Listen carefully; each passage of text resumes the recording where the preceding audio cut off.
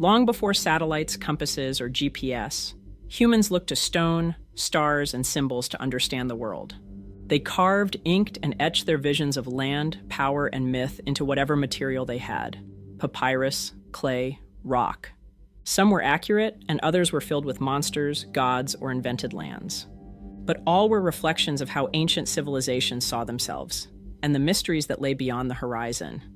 Some of these maps tell us more than they should. Some suggest knowledge that shouldn't have existed, and some raise questions we still can't answer. This is part 2 of our series of 5 of the most mysterious ancient maps ever discovered, on Fireside Unsolved.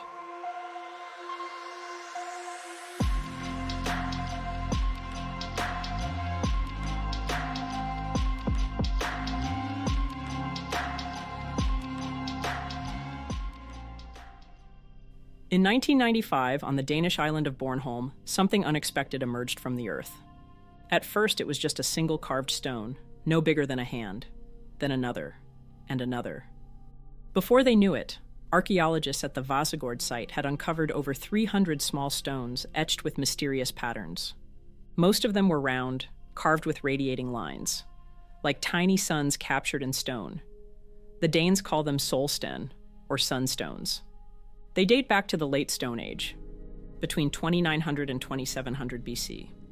That's over 5,000 years ago, when Europe was still deep in its Neolithic period, and when this island was home to farming communities just beginning to shape the land. But these weren't everyday tools. These stones were deliberate, symbolic, and possibly sacred. The Vassagård complex where the stones were found wasn't just a settlement. Archaeologists believe it was a ceremonial enclosure, built by a culture deeply connected to the rhythms of the sun. The entire site is aligned with astonishing precision. Its entrances line up with the rising and setting sun during the summer and winter solstices. This was likely a holy place, possibly the heart of a Neolithic sun-worshipping religion, a solar cult. Among the classic sunbursts, a few stones stand out. Some are square, carved with crosshatched lines that resemble fields. Others are covered in intricate cobweb patterns. A few shapes look like stalks of wheat or barley, crops we know were grown on Bornholm at the time. Researchers now think these may have been more than ritual items. They might have been maps. Not maps in the modern sense, with borders and names, but symbolic maps. Stones representing farmland, land divisions, fields owned or farmed by clans or families. Some archaeologists believe they marked territory, who worked what, who had the right to harvest certain crops, which piece of land belonged to which group. But here's the strangest part. Many of the stones were deliberately broken before being buried. This wasn't random destruction. It was ritual, a sacred act. The leading theory is that the sunstones and mapstones were offerings. The breaking was intentional, part of a ceremony, an appeal to the sun gods to bless the land with fertility, and maybe something more, a kind of contract, a spiritual way to legitimize a community's claim to farmland, witnessed by the sun, sealed by sacred ritual. Each stone was a promise to care for the land that the gods gave them, a legacy carved into rock, shattered with purpose, and buried in the earth, waiting 5,000 years to be found again. Just over 2.5 meters long, the Turin papyrus map is fragile, faded, and torn. But the map is a treasure, not of gold or jewels, but of knowledge. Drawn over 3,000 years ago, it's considered the oldest surviving topographic map in the world. Its story begins in ancient Egypt, around 1150 BC, during the reign of Ramses IV. The scribe who created it was no ordinary draftsman. His name was Amenekta, son of Ipui, a scribe of the tomb from the village of Deir el-Medina, a community of artisans who built and decorated the tombs in the Valley of the Kings. He wasn't just drawing lines on papyrus. He was planning a royal mission, and what he produced wasn't just a map. It was a masterpiece. The map was commissioned for a quarrying expedition deep into the eastern desert, to Wadi Hammamat, a rugged 15-kilometer stretch of barren hills and dry riverbeds. The objective was to extract blocks of Beckenstone, a prized form of Metagraywaki sandstone, destined to become towering statues of the king himself. The papyrus shows the winding path of the wadi, the junctions with neighboring valleys like Atala and El Cid, the quarry site, and even a distant gold mine at Birum Fawakir. He marked out settlements, noted distances between critical points, and described the terrain. This was no abstract schematic. It was a carefully observed, data-rich visualization of the land. And what makes it even more extraordinary is that it's also the world's first known geological map. Different colors and symbols were used to depict different rock types, black and pink hills for varying geologies, and dotted patterns in brown, green, and white to represent the diverse gravel found in the wadis. He even labeled areas with the size and quality of the stone blocks to be quarried. This wasn't just artistry, it was strategy, a tool for logistics, planning, and resource management. And by some definitions, it qualifies as the earliest known geographic information system, a way to visualize and analyze the geography, geology, and economy of a region, all on one piece of papyrus.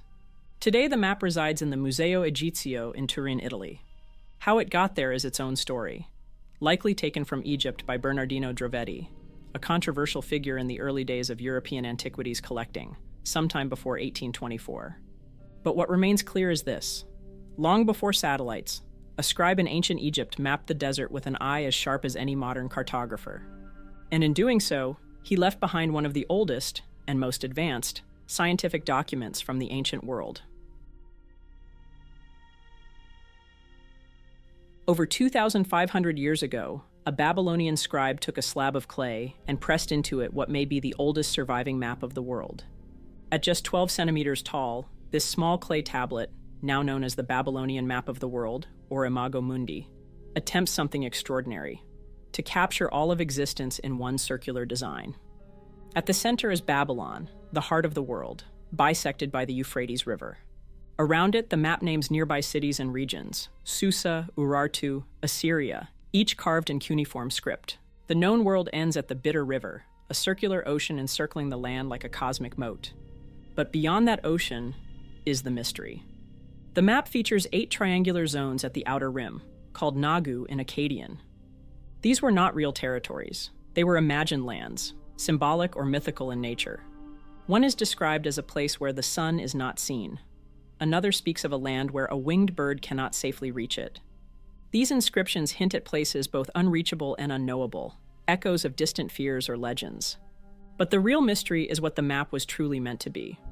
Maybe it was political, placing Babylon, the empire's capital, at the literal and cosmic center of the universe. Or maybe it's religious, a reflection of divine order. Or was it something even more ambitious, an attempt to explain the world, both seen and unseen in a single diagram? And there's more. The reverse side of the tablet includes text that doesn't directly match the map's layout, suggesting that the tablet might combine sources from multiple documents. In 1995, a second fragment was discovered, showing part of a previously unknown ninth Nagu, raising questions about how complete this grand vision really was. Today, the clay tablet rests in the British Museum. It's cracked, worn, and still incomplete. But it remains one of the earliest attempts by human hands to draw the world, and to hint at what might lie beyond its edges. In 1558, a Venetian nobleman named Niccolò Zeno the Younger published a map and a series of letters he claimed to have discovered in his family's archives. These documents purportedly detailed a voyage undertaken by his ancestors, Niccolò and Antonio Zeno, in the late 14th century. According to the narrative, the Zeno brothers explored the North Atlantic, visiting regions such as Iceland, Greenland, and even reaching parts of North America. The map accompanying these letters depicted familiar territories like Norway, Denmark, Iceland, and Greenland. However, it also introduced several unknown lands, most notably an island called Friesland, situated south of Iceland. Friesland, along with other mysterious places like Estadaland and Drogeo, captured the imagination of many and appeared on various maps for centuries, despite lacking any basis in reality. Modern scholars have cast significant doubt on the authenticity of the Zeno map and the accompanying letters. Many historians consider them to be fabrications by Zeno the Younger, possibly intended to bolster Venetian claims of early exploration in the New World, predating Columbus. The inclusion of fictitious islands and the lack of corroborating evidence from other contemporary sources support this view. Yet the Zeno map's influence was profound. It shaped European perceptions of the North Atlantic for generations, illustrating how cartography can reflect not just geographical knowledge, but also the aspirations and myths of its creators. In 1900, in Brittany, France, a French archaeologist named Paul du Châtelier unearthed a curious slab of engraved stone from a prehistoric burial. He noted its markings, lines, shapes, and patterns, but no one knew what they meant. So the slab was stored in the cellar of a chateau and forgotten for over a century. Then, in 2014, researchers rediscovered it. What they found wasn't just a decorated rock, it was a revelation.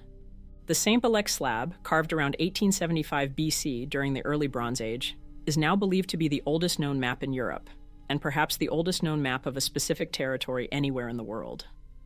Carved into a sheet of schist nearly 2 meters long, the slab's surface is etched with geometric symbols: lines, circles, rectangles, and hollows. For decades, their meaning was a mystery.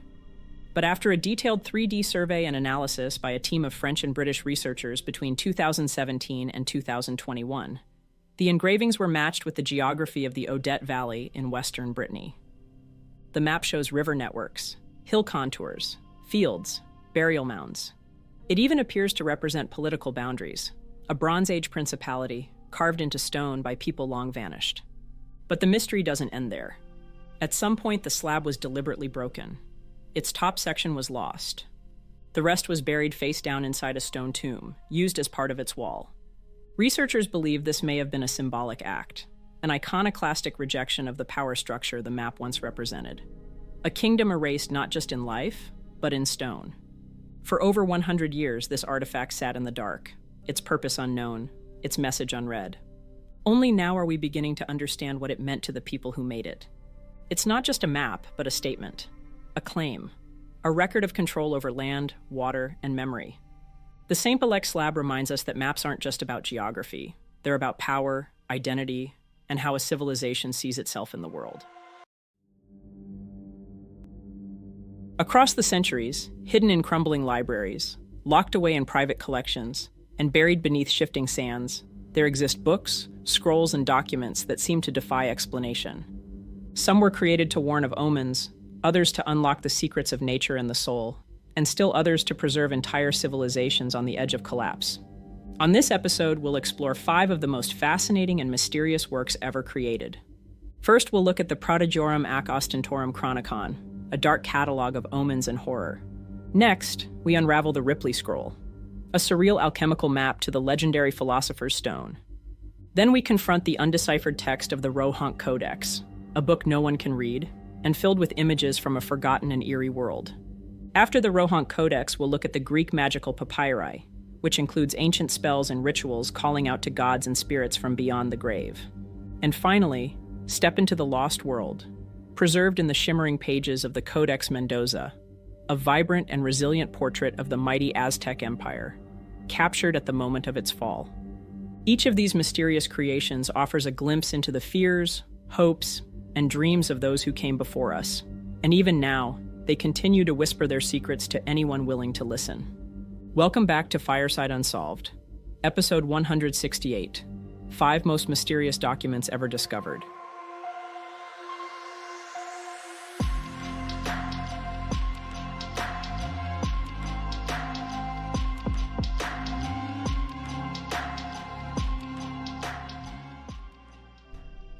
During the Renaissance, a time when the lines between science and superstition often blurred, a remarkable book was created. Published in 1557 by a scholar named Conrad Lycosthenes, entitled Prodigium ac Ostentorum Chronicon, or the Chronicle of Portents and Omens, it remains one of the most fascinating and eerie works from that time period. The book is large and filled with disturbing woodcut illustrations.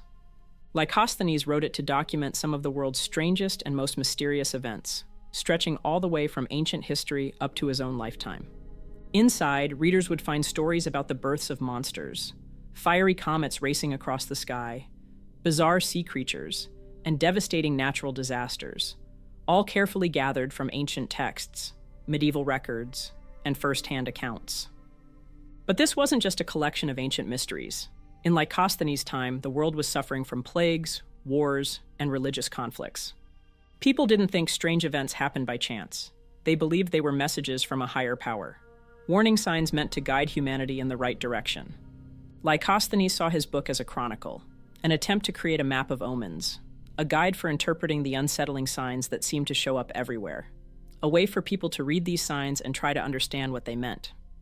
However, the book's illustrations surely have the most impact to the reader. Rivers flowing with blood, spectral figures in the night sky, two-headed animals, and other disturbing creatures. These images stuck in people's minds and etched themselves into the imagination of Europe as a whole.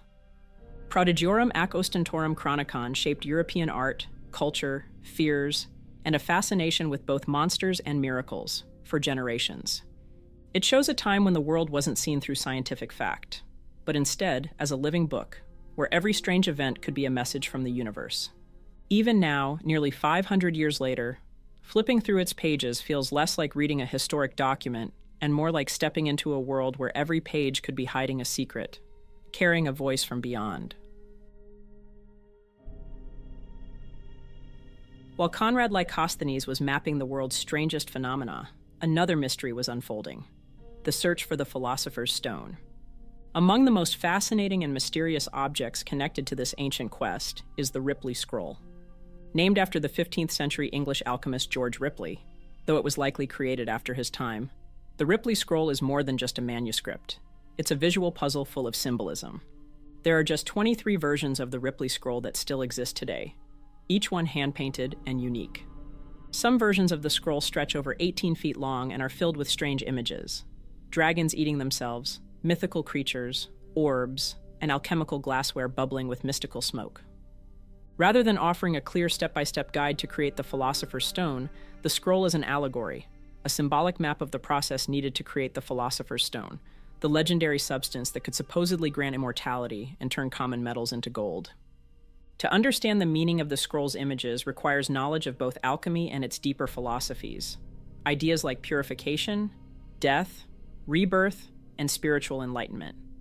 This suggests it was an important guide, made only for the most serious alchemist practitioners, and no two versions are exactly the same.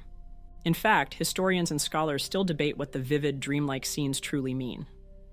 Looking at the Ripley Scroll is like stepping into the mind of a true alchemist, where science and mysticism come together. It's a world where transformation is not just about changing metals, but about changing the soul itself. Some mysteries are fascinating because of what they reveal, but others, like the Rohank Codex, are intriguing because of what they refuse to give up. Found in Hungary in the early 19th century, the Rohank Codex is an unreadable manuscript filled with over 400 pages of strange writing, a script that has never been deciphered, and a language that no one can identify. The pages of the Codex are also filled with hundreds of illustrations, some peaceful, some violent, depicting battles, crucifixions, and religious ceremonies. Unlike other undeciphered texts, like the Voynich manuscript, the Rohank Codex is written in an unknown alphabet that seems to blend runic characters, elements of Brahmi, and even early European-like symbols, but doesn't match any known language. Linguists, historians, and cryptographers have all tried to decode it, but so far, no one has succeeded. Some believe it's a religious document, while others think it could be a historical record. There's even a theory that it's a 19th century hoax, though no one has been able to prove this either. What makes the Rohank Codex even more mysterious is that we know almost nothing about where it came from. There's no author's name, no historical context, and no references to it outside of the Codex itself. Even the name Rohank comes from the town where it was discovered, rather than from any clue within the manuscript. Every attempt to understand it only raises more questions. It could be a codex from a lost civilization, or a secret religious text from medieval Europe, maybe a private language created for reasons we can no longer understand. Or it's ultimately a riddle that will forever remain unsolvable. Buried for centuries beneath the sands of Egypt, a collection of ancient documents was uncovered that would reveal a hidden world of magic practiced by the ancients. Known as the Greek magical papyri, these fascinating texts date from around the 2nd century to the 5th century, and contain spells, rituals, and incantations written in Greek, Coptic, and Demotic Egyptian. Unlike the neatly organized spellbooks that came later in history, the Greek magical papyri are more chaotic and filled with a wild mix of magic and beliefs. They offer a glimpse into a world where gods, demons, and cosmic forces were summoned, where skilled practitioners could cast spells to call down deities, create love charms, protect themselves from enemies, and unlock hidden knowledge. These fragile, ancient scrolls contain instructions for all kinds of magical practices, invisibility spells, rites to bring people back to life, and ways to communicate with the dead.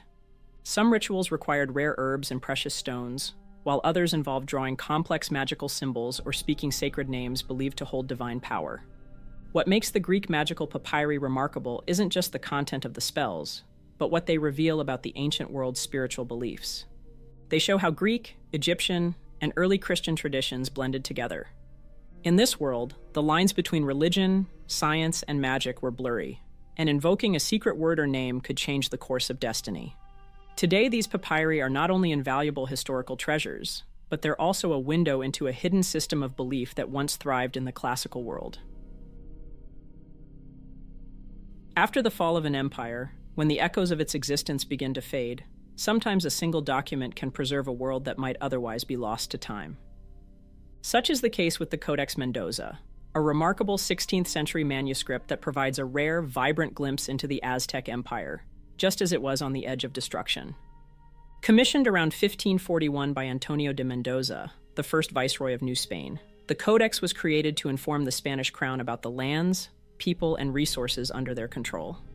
Written by Aztec scribes skilled in their traditional pictographic style but influenced by European formats, the Codex Mendoza is a unique blend. It's part tribute list, part history book, and part cultural survival manual. Its pages come alive with color and detail.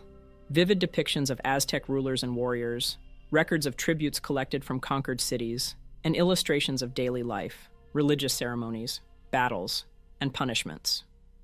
Even the founding of the great city of Tenochtitlan is immortalized, with an eagle perched on a cactus, the symbol now proudly featured on Mexico's national flag. But the Codex Mendoza is more than just a historical document. Though it was written with the Spanish crown in mind, it also preserves an indigenous worldview on the brink of being wiped out. The pictographs contain meanings that go beyond the Spanish translations beside them, symbols of a culture, a belief system, and a sacred order that the conquerors could never fully comprehend. The journey of the Codex Mendoza is a whole other story that only adds to its intrigue.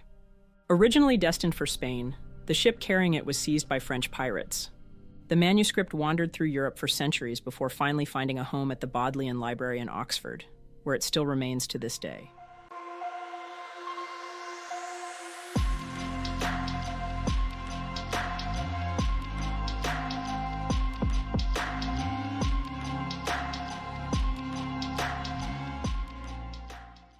Published in 1985, Christopher Manson's book, Maze Solve the World's Most Challenging Puzzle, was never meant to be just another book. Manson himself warned readers before starting. This was, quote, a building in the shape of a book, unquote. 96 pages, 45 rooms, every illustration hand-drawn, every room part of a grand, confounding labyrinth of logic, riddles, and deception. And for those brave enough to open the cover, there was a prize. $10,000 awarded to the first person who could solve its central mystery. The contest launched in October 1985, and Manson's challenge was threefold. First, the reader had to navigate from room 1 to room 45 and back, using exactly 16 steps. Second, they had to decode a hidden riddle buried inside room 45. Third, they had to solve that riddle, and do it while taking the shortest path possible through the maze. All the pieces were there, on the pages. But still, no one solved it completely. When the contest ended on September 1st, 1987, not a single participant had cracked the puzzle in full. 4 months later, in January of 1988, 12 entrants were announced as co-winners, all equally close, but none exact. The $10,000 prize was divided between them. Each had found the correct path through the maze, but none had fully unraveled the layered riddle at its core. And maybe that was the whole point. Maze wasn't just about the path you walked. It was about how you thought. The journey through the rooms was a decoy. The true challenge was linguistic, symbolic, cerebral. Room 45 wasn't the final destination. It was the summit. Today, the book is long out of print. But as of this year, secondhand editions sell for around $250. Not because of the long-expired contest, but because of adventure and journey through the maze. It was called the Book of Soiga. It's also known as Aldaraya, a 16th century Latin manuscript with pages detailing rituals, incantations, and astrological charts. Constellations mapped, demons named, angels listed by genealogy, a catalog of celestial influence and occult power. But the deeper you go, the stranger it gets. The book cites other magical texts, books that no longer exist, suggesting Soiga was just one part of a much larger lost system of knowledge. And at its heart, the mystery that has never been cracked. 36 pages, filled with 36 grids, each one packed with letters, thousands of them, 46,656 characters in total. No explanation, no key, just a wall of symbols. Its most famous owner was John Dee, Elizabethan mathematician, court astrologer to Queen Elizabeth I, and one of the most mysterious figures of the English Renaissance. To Dee, the book was no mere curiosity. He believed it held divine secrets. Secrets too complex, perhaps even too sacred, for the human mind to understand alone. So he turned to the supernatural. Between 1583 and 1589, while traveling through Europe, Dee and his scryer Edward Kelly attempted something different. They tried to consult angels. And through seances and crystal visions, they claimed to make contact with the archangel Uriel. Dee asked him directly, "What is the meaning of the tables in Soiga?" Uriel claimed the book had been revealed to Adam in paradise, and that its true interpretation was known only to the archangel Michael. Then came the warning. Any mortal who unlocks the table's secrets will die within 2.5 years. After Dee's death in the early 1600s, the book vanished for centuries. It was thought to be lost, scattered with the ashes of a forgotten occult age. Then, in 1994, the impossible happened. Not one, but 2 copies of the Book of Soiga were rediscovered, one in the British Library, the other in the Bodleian Library at Oxford. The text was once again available. Enter Jim Reeds, mathematician, cryptologist, and one of the few minds prepared to face the manuscript on its own terms. Over a decade of painstaking study, Reeds unlocked something extraordinary. In 2006, he cracked the code behind the book's 36 tables. Using a mathematical formula, he determined how each grid was constructed. At the core of each one, a unique seed word, the starting point for generating the letter sequences that fill the tables. He even identified shared errors in both surviving manuscripts, revealing they were likely copied from the same flawed original. But here's the paradox. We now understand how the tables were made. We still don't know why. The purpose, the message, the meaning behind the patterns remains unknown. Reeds himself noted that another section of the book, Liber Radiorum, lists code words for 23 of the tables, along with number sequences whose relationship to the words is still a mystery. A cipher where the math is clear, but the intent is not. Some believe the tables are more than puzzles, that they represent the structure of the cosmos itself. That would align with John Dee's own beliefs, his search for a universal language of creation, rooted in sacred geometry, Kabbalistic magic, and the hidden harmonies of numbers and names. For Dee, science and mysticism weren't separate pursuits. They were 2 sides of the same divine truth. Nearly 5 centuries later, the tables still sit mysteriously. Not because they can't be read, but because they haven't yet been understood. In 1982, The Secret, written by Byron Preiss, was published. Illustrated by celebrated fantasy artist John Jude Palancar, the book paired 12 mysterious images with 12 cryptic verses. Each image and verse were meant to guide the reader to a specific location, a real-world landmark in a North American city where a cask waited underground. Hidden somewhere in North America were 12 ceramic casks, each one buried in secret, each containing a key. Exchange that key, and you'd receive a jewel. But the real prize, Preiss insisted, wasn't the gem. It was the journey. The challenge was twofold. First, match the correct painting to the correct verse. Then, interpret the combined clues to navigate through a specific city, from broad, iconic locations to hidden, exact coordinates. Every cask was buried by Preiss himself, often in disguise, while he was dressed as a construction worker. Each one sealed inside a plexiglass box, placed inches below the surface in public spaces. Every element was deliberate. Every clue was solvable using only the tools available in the early 1980s. Yet even with thousands of treasure hunters poring over the book, only 3 casks have ever been found. The first surfaced in 1983, unearthed by a group of students in Chicago's Grant Park. In 2004, a second cask was discovered in Cleveland, thanks to a growing online community. The third appeared in 2019, in Boston. The remaining 9 are still buried, still hidden. Byron Preiss died in a car accident in 2005. He left behind no map, no master list, no written record of the exact burial sites. His estate has pledged to honor the rewards. But without Preiss, the only person who truly knew where the casks lie, the task becomes vastly harder. Decades of urban development have reshaped parks and cities.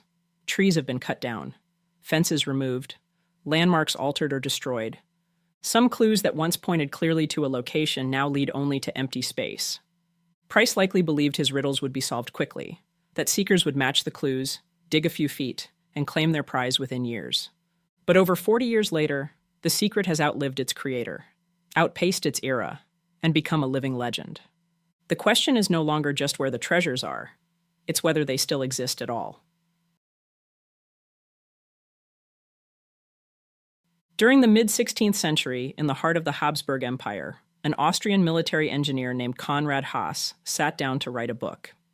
What he left behind would not be uncovered for nearly 400 years. Known today as the Sibiu manuscript, it is a 450-page document written in German, part military manual, part scientific vision. It contains calculations on artillery and ballistics, and something far more astonishing, rockets. Within its pages are detailed designs for multi-stage rockets, schematics showing combustion chambers, descriptions of propulsion systems, even the revolutionary idea of using liquid fuel, a concept that would not become reality until centuries later. One drawing depicts a cylindrical thrust chamber engineered with startling precision, a tapering core designed to expand the combustion area as fuel burns, mimicking modern principles of staged propulsion. His work predates the space age, predates Newton, predates even the telescope. Yet somehow, he described technology that wouldn't become practical until the 20th century. The manuscript wasn't discovered until the 1960s, hidden in the archives of Sibiu, Romania. And when it surfaced, it didn't just rewrite one chapter of history. It forced a rethinking of an entire timeline. But Konrad Haas left behind more than technical blueprints. Buried in the manuscript is a quiet warning, one that echoes louder today than it ever could in his own time. My advice is for more peace and no war, leaving the rifles calmly in storage, so the bullet is not fired, the gunpowder is not burned or wet, so the prince keeps his money, the arsenal master his life. That is the advice Konrad Haas gives. It was a statement of astonishing foresight, written centuries before rockets would darken the skies over Europe, before missiles became instruments of global terror, before science and warfare became so tragically intertwined. How did he see it coming? That question lingers beside the technical mystery. How did a 16th century engineer conceive of multi-stage propulsion and liquid fuel? And why did he pair that vision with a moral reckoning few others of his era would even consider? In the heart of ancient Rome, locked beneath the Temple of Jupiter on the Capitoline Hill, sat a stone chest, sealed, guarded, and feared. Inside, the Sibylline books, sacred texts said to hold the fate of an empire. Composed in Greek hexameters and veiled in mystery, the books were not scripture, but statecraft. Consulted only in times of crisis, plague, war, famine, unnatural signs in the heavens. They were Rome's divine hotline to the gods. The origin of these books are the stuff of legend. A mysterious old woman, said to be the Cumaean Sibyl, came to King Tarquin with 9 books, demanding an outrageous price.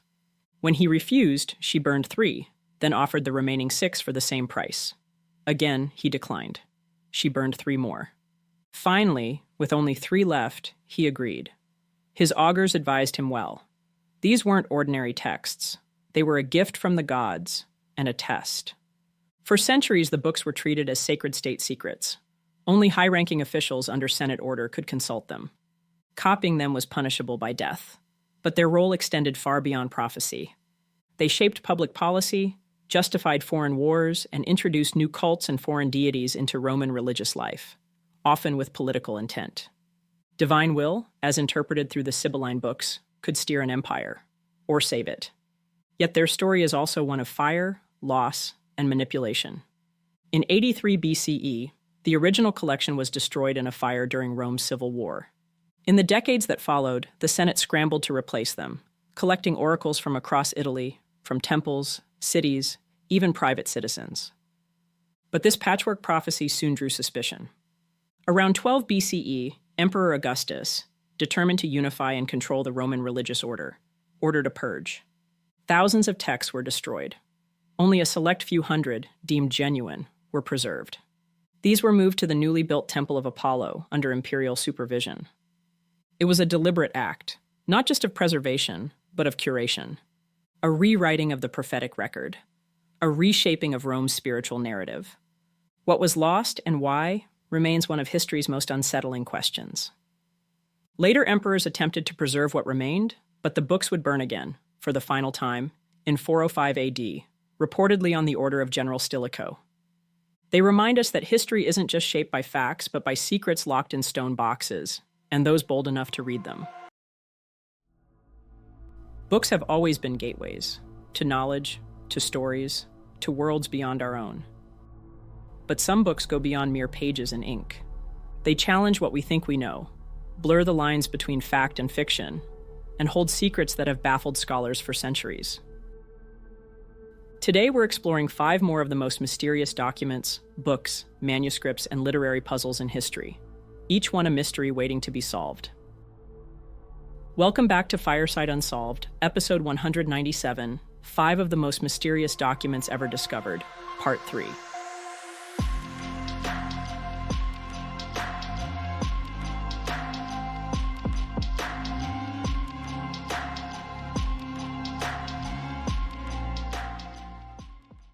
In the halls of the National Library of Sweden sits one of the most remarkable books ever created, a massive manuscript known as the Codex Gigas, or simply the Giant Book.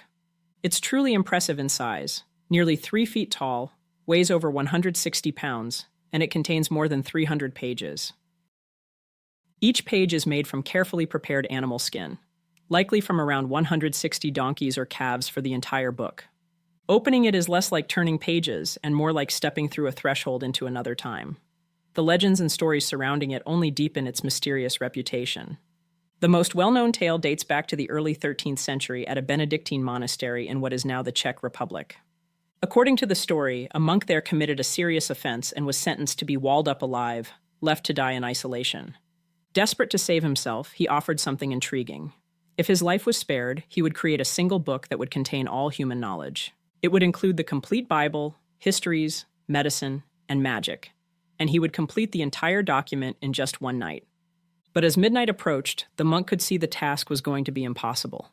From here, the legend takes a darker turn. In desperation, the monk reportedly sought help, not from God, but from the devil.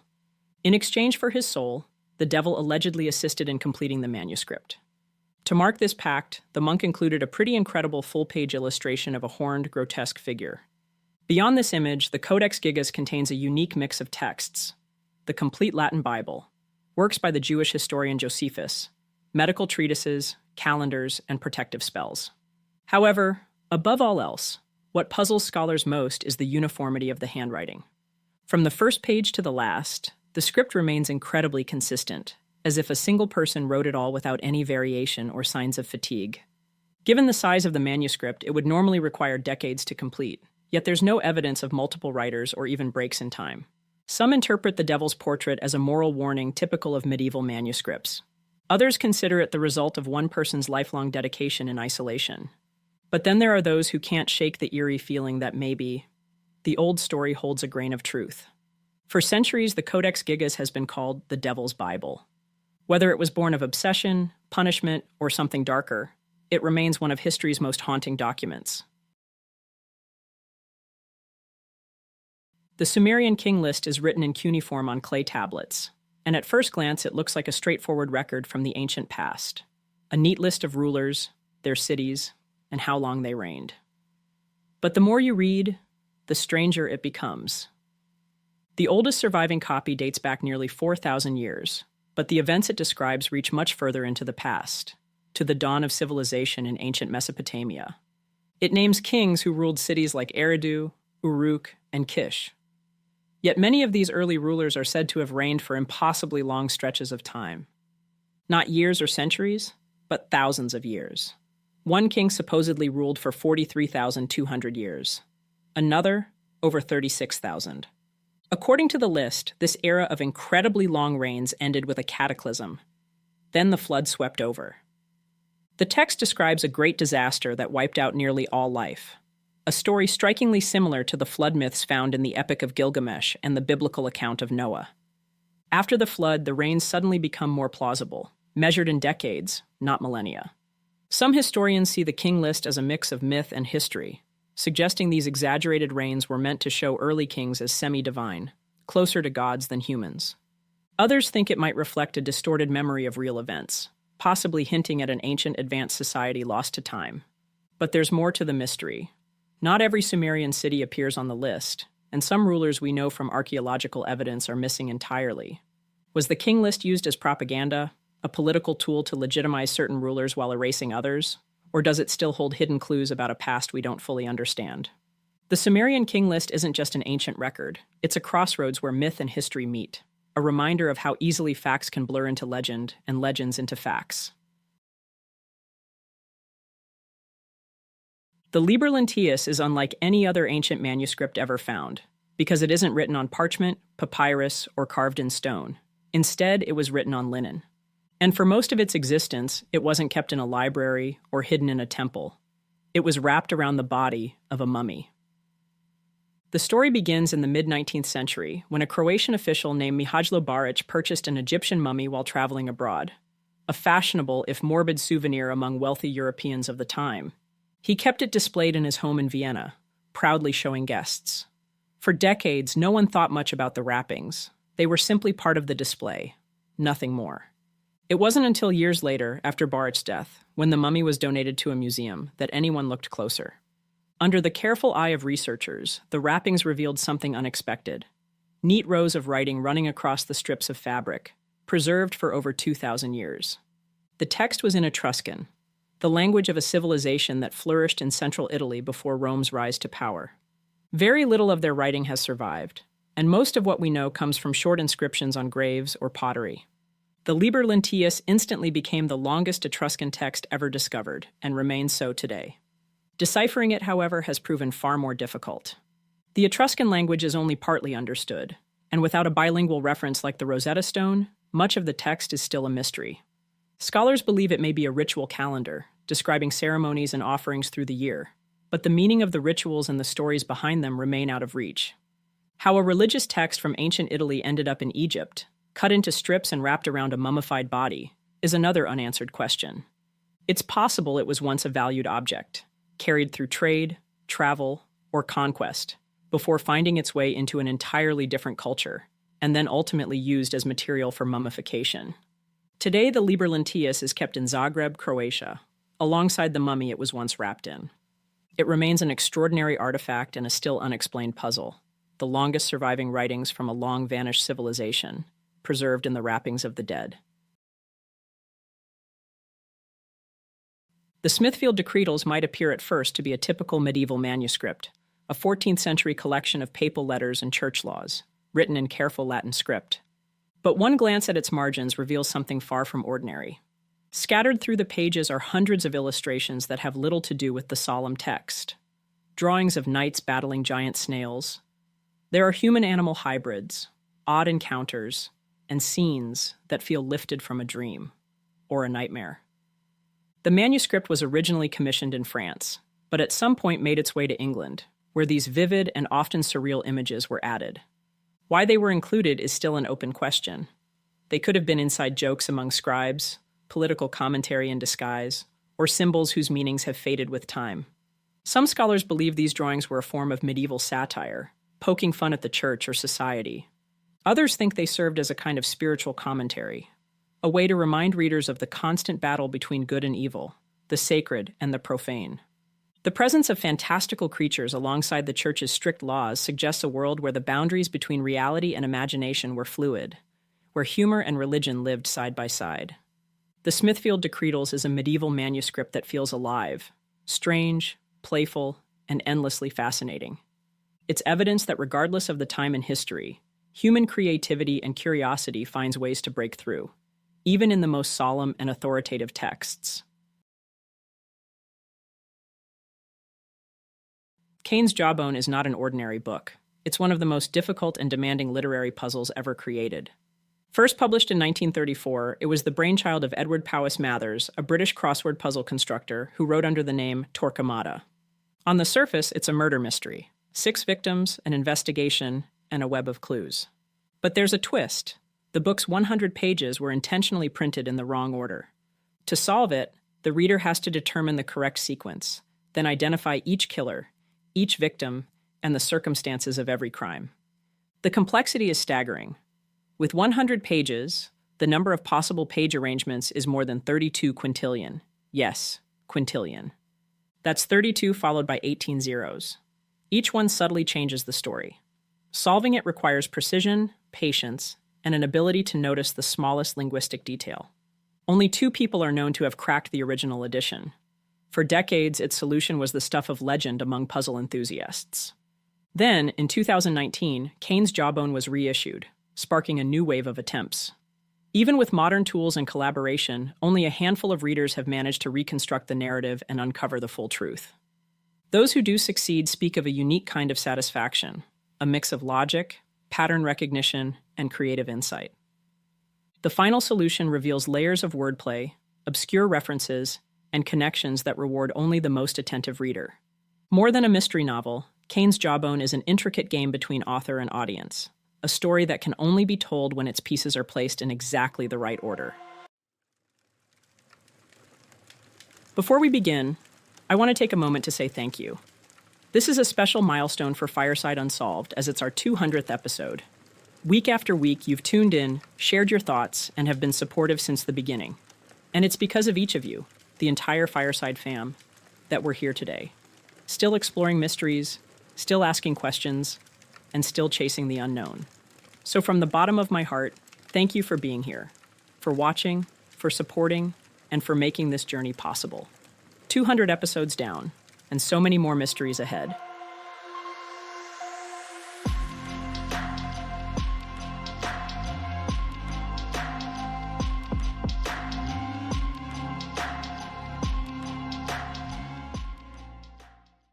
At first glance, the Cantino Planisphere looks like a pretty ordinary Renaissance world map.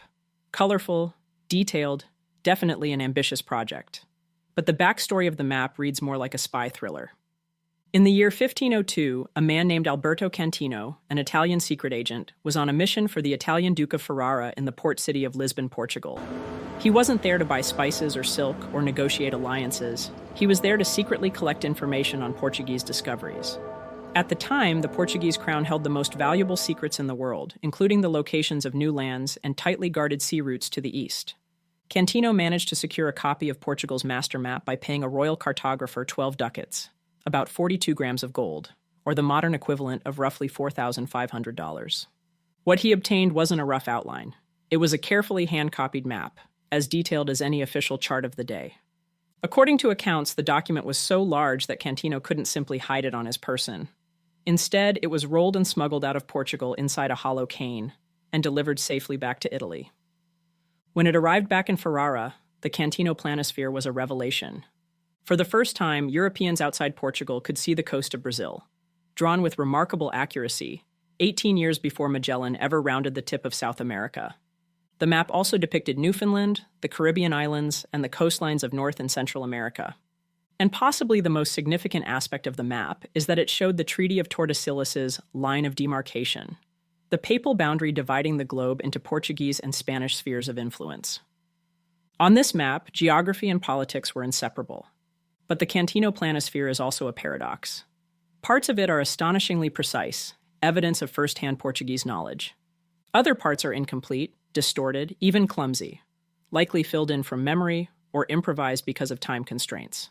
It looks like what it is, a flawed, hurried copy, a snapshot of a secret, stolen in a moment of panic. And then there's its survival. After serving its purpose for the Duke of Ferrara, the map disappeared from view. For centuries, it was considered lost.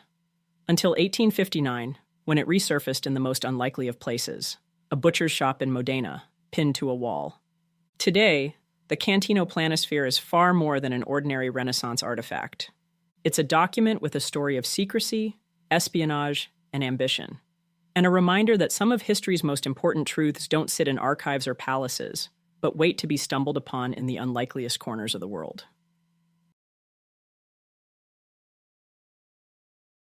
Around the year 1138, the Norman king of Sicily, Roger II, extended an invitation to the renowned Arab geographer Muhammad al-Idrisi to his court in Palermo. The king was a man of curiosity, and he wanted a true map of the entire known world. Not one based on old fables and guesswork, but one built on facts available at the time. During their meeting, al-Idrisi shared his extensive knowledge and his own experiences traveling through North Africa and Western Europe. First-hand observations that fascinated the king. Impressed by what he heard, Roger II commissioned al-Idrisi to create an atlas that would chart the known world. Years of meticulous work followed. Al-Idrisi spoke with merchants, listened to soldiers, interviewed sailors who claimed to have traveled to the ends of the earth. He went through ancient texts and manuscripts. If there was information that could help him with this undertaking, he wanted it. Finally, in 1154, just weeks before the king's death, Muhammad al-Idrisi completed the monumental project and introduced the Tabula Rogeriana, also known as the Book of Pleasant Journeys into Faraway Lands. The full completed work was an incredible 70-map atlas, divided into 10 sections. Each section had its own 2-page spread, accompanied by pages of commentary detailing the physical, cultural, and political conditions of the region. Al-Idrisi used a unique coordinate system that ensured consistency and scale for each section of the map, and even calculated the Earth's circumference to within a 10% margin of error. Using those precise calculations, he constructed a 300-pound silver disc that was engraved and placed on the cover of the Tabula Rogeriana. Sadly, the original silver disc and the very first version of the atlas were destroyed in a rebellion in 1160. But the work was so important that copies had already been made before it was lost. Now here's where it gets interesting. The sections of the map closer to Roger II's kingdom of southern Italy, like Europe and North Africa, were incredibly detailed and accurate. But as the map moved further away into distant lands like Southeast Asia and India, the details become less precise, and the commentary sometimes ends up being blended with legends and folklore. For example, the British Isles are surprisingly recognizable, but as you journey east or south, you encounter mythical creatures. It begs the question, how much did al-Idrisi truly know versus what was stitched together from stories? Al-Idrisi was a meticulous scholar who, by his own account, only included information upon which there was complete agreement upon being fact. Why would a cartographer so committed to accuracy include mythical or unverified information? Nevertheless, the Tabula Rogeriana was unlike anything Europe had seen before. It was a map so ahead of its time that it would remain one of the most accurate depictions of the known world for over 3 centuries. Today, only 10 copies of the manuscript remain, with just 5 of them complete. Created for a Norman king in a place where Latin, Greek, and Arabic cultures collided, it represents a rare moment in history when cross-cultural knowledge was not just tolerated but welcomed and celebrated. Picture being in the cramped cabin of a medieval galley, timber creaking, waves slamming against the hull. By the flicker of a lantern, the captain studies a chart. It isn't ornate, filled with mythological beasts or golden borders. It's plain, practical. Animal skin stretched flat and covered in a dense web of straight lines. To the untrained eye, it looks chaotic, but to a sailor, it was indispensable. This is a portolan chart. First appearing in the 13th century, these maps transformed navigation. At a time when most maps were decorative, more art than science, the portolans were designed to work. They showed the coasts of the Mediterranean and the Black Sea with uncanny accuracy. Harbors and cities were clearly marked, often crowned with flags. Mountains and landmarks dotted shorelines, and the outlines of the coast were so proportionally precise, it's hard not to compare them to maps made with satellites centuries later. For sailors, they were nothing less than revolutionary. With a portolan in hand, a mariner could navigate from one harbor to the next with a degree of confidence and almost modern accuracy. The most distinctive feature of a portolan chart is that spiderweb of lines. They are drawn from a series of hidden compass roses scattered across the map, providing navigators with a precise set of bearings to plot a course. For a world where the compass was still an unreliable tool, this was a brilliant solution. A map built for sailors, not kings. And that's where the mystery lies.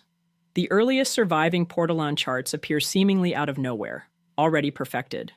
There are no rough drafts, no primitive versions to trace their evolution. It's as if the technique simply appeared, ready-made. So the question still remains, how did medieval cartographers achieve this level of precision without latitude, longitude, or modern instruments? Was it the product of centuries of accumulated, closely guarded seafaring knowledge, or the remnant of a lost method, an art of measurement lost to time? What we do know is that portolan charts reshaped navigation.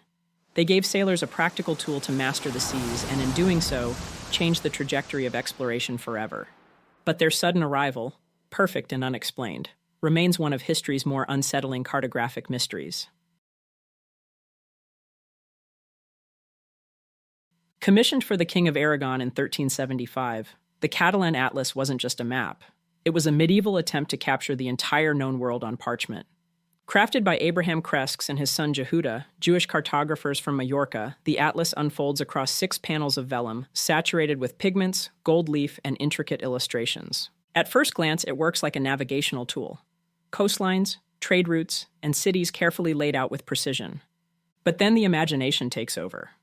Camels cross deserts, monarchs sit on gilded thrones, notes in elegant script describe strange lands and unfamiliar peoples. Unlike the simpler, more symbolic maps of its time, the Catalan Atlas is a work of breathtaking detail. It stretches from the Atlantic to the edge of China, pulling together maritime knowledge from sailors and the overland accounts of travelers like Marco Polo. It wasn't just a map of places, it was a map of ideas, stitched together from everything Europeans thought they knew about the wider world. Fact and myth, side by side. The Catalan Atlas doesn't just ask you to look at it, it asks you to move with it. The maps are oriented north and south, but the text and illustrations run sideways, forcing the reader to rotate the panels as they go. It turns the act of reading into a kind of journey, a slow physical movement through the known world. But its most surprising achievement lies further east, a remarkably rich depiction of Asia. Not just major landmarks, but routes of the Silk Road, descriptions of the Mongol Empire, and notes that trace directly to the reports of Marco Polo and other European and Arab travelers who carried fragments of the East back to the Mediterranean.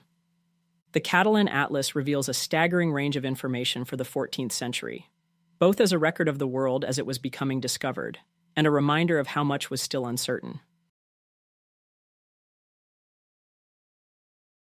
When French mathematician Orontius Phineas unveiled his world map in 1531, it looked at first like just another Renaissance vision of the globe. But centuries later, researchers noticed something strange hiding in plain sight. At the bottom of the map, beneath the southern tip of South America, Phineas drew another landmass. Its outline is crisp, its rivers and mountains carefully drawn. What he had sketched looks remarkably like Antarctica, not as a frozen wasteland, but as bare earth. The problem is obvious. Antarctica was not officially discovered until 1820, and its true landform, buried under an ice sheet nearly 2 miles thick, was not accurately mapped until the 20th century, using satellites and radar. Some believe Orontius Phineas created his map by copying an older one.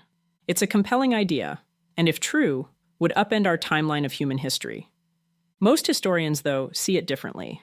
They point out that Renaissance cartographers often filled their maps with educated guesses. They argue that the continent is simply a beautifully rendered guess, a visual representation of the long-held theory of a terra australis incognita, a great southern landmass that was thought to exist to literally balance the continents of the north. Scholars suggest that the rivers and mountains shown were purely speculative details, added to make the theoretical continent feel real. Whether it's coincidence, miscalculation, or a surviving relic of forgotten exploration, the Orontius Phineas map remains curious, to say the least. It sits right on the line between imagination and impossible knowledge, raising a question that's never quite gone away. How much of our past has truly been lost? Thank you for joining us for another episode of Fireside Unsolved. If you haven't already, please like and subscribe to help the channel grow. Until next time, take it easy and be easy, you filthy bastards.